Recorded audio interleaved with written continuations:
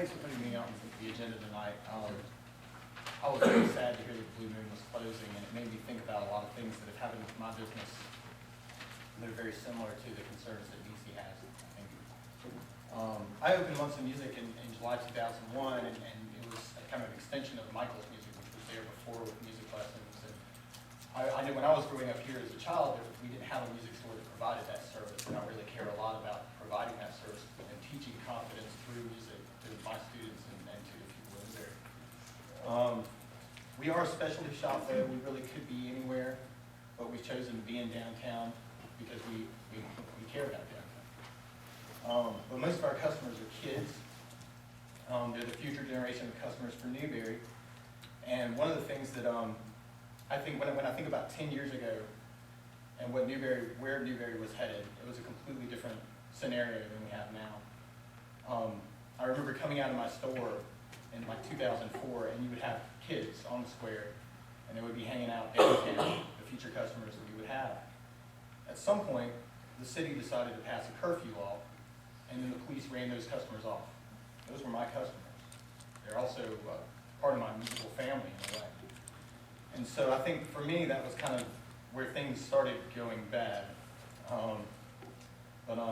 That's just kind of hindsight. But anyway, I'm not here for money. I haven't been operating with profit in a long time with my shop. I do this because I care about it, because I care about downtown, to care about the people I'm able to affect. My gross salary last year was about $5,000, so about half what you guys get paid, right? So, and actually, I mean, we've seen a lot of things. So there are a lot of reasons why I've thought about closing my shop. One would be a loss of income. I went from 120,000 gross sales my first year to 40,000 was my gross last year. We've seen increased utility rates.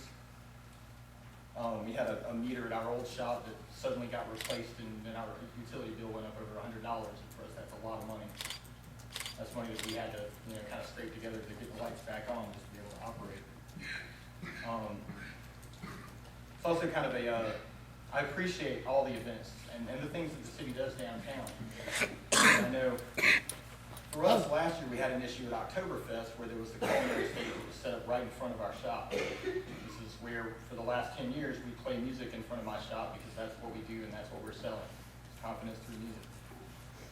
Last year we were told we could only play after 3 o'clock. Which is when Oktoberfest is over. That's when everybody's leaving. We had people watching students play in chairs that were then packed up by the city as they were playing.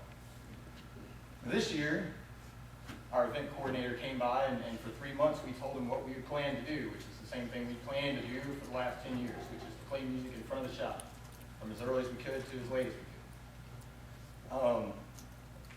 Somehow we got told that wasn't going to be an issue. We would be able to do what we were going to do. Culinary stage got to do what they were going to do. Main stage was going to do what they were going to do. We're all going to get along. This was what I heard from the event coordinator. So we started playing. We had a great time until about noon. And then I was told that we had to stop playing music in front of my shop for the first half hour of the hour. And then we got to come outside and play again. And then we could start back up, and then we had to go back outside. So it was this flip-flop thing. I had a lot of my students that I cared very deeply about, I had to apologize. I had to apologize to their parents that they weren't going to be able to play where they thought. The culinary stage at the same time blocked the view from the main crowd to my shop. So as much as I appreciate Oktoberfest and how much money and time you put into it, it did not help my business the last 2 years because of the way that the event coordinator decided to work. It's all about bad communication. I think Nisi's right. If we have someone in between that can convey what needs to be happening, for you to help my business, I think we have to be on the same page. But our gross sales for Oktoberfest were $25 for that day. Some businesses, that's the make or break. That's the big event for downtown. At the same time, actually, it was interesting too that the culinary stage lady, the director of the culinary stage, was then supported somehow outside our shop by police, as if she was right and we weren't. Now, I don't know where she came from, and I know there are a lot of other things that get outsourced during events like these. But when you outsource a culinary lady, right, to do a stage that could be done by somebody here local, you're throwing our money to another county. If an accordion player gets paid to come down for Oktoberfest and play for that day, he goes back to Lexington, he spends the money there, not spending it here. It shows we need more concern about keeping things local and keeping the money that we have here, especially in times like these. But I think it has a lot to do with just bad communication. You know, we just need somebody that can really communicate what we need to get, or what the city could help us, you know, develop our business and help our businesses grow. I know there are a lot of rules, and some of this kind of goes along with some, you know, there's the Architectural Review Board, for instance.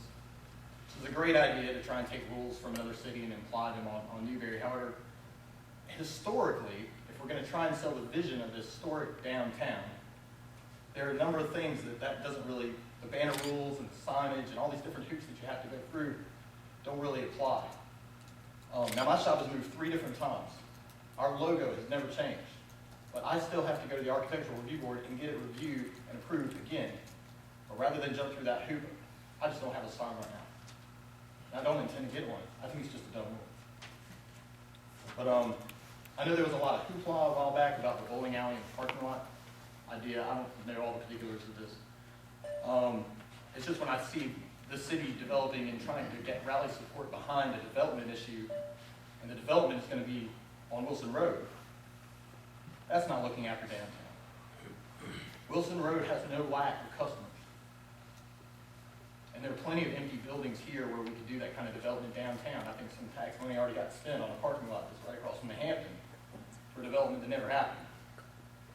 So I think it's just a lack of vision. I think we need to figure out where we're going to go with it. I can definitely agree though with the, Nonisi mentioned the overzealous police department. And I know for us, we've had some situations where, like our bucket brigade that Vidal Tappy runs, it's a community volunteer organization where he has recruited kids and adults both to come and play and like tribal street drumming. You've probably seen it at some of the events. I know we have some other events where they're coming out. They're very inspiring. You know, they just did the Veterans Day parade this past.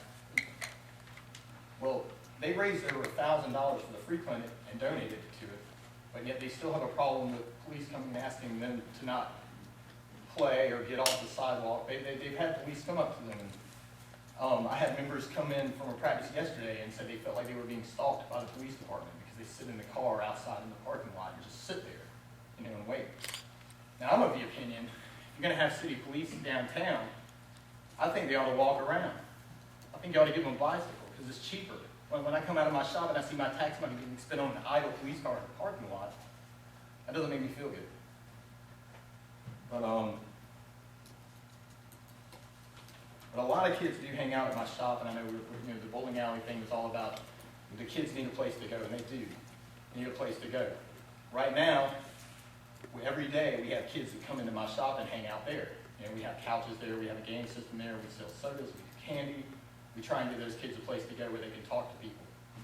I think the curfew for me then is just a real critical thing. I think if we can encourage those kids to come downtown, they'll spend money over time. It's like recruiting the next generation of customers for us all. If they feel comfortable there, they're going to come back there. But if the police department decides that these are unruly kids, without even talking to them about what they're doing, then I think you've got a situation where the police think the kids are doing this when the kids aren't doing that because the police won't get out of the car and just go talk to the kids. I think there just needs to be some communication there as well.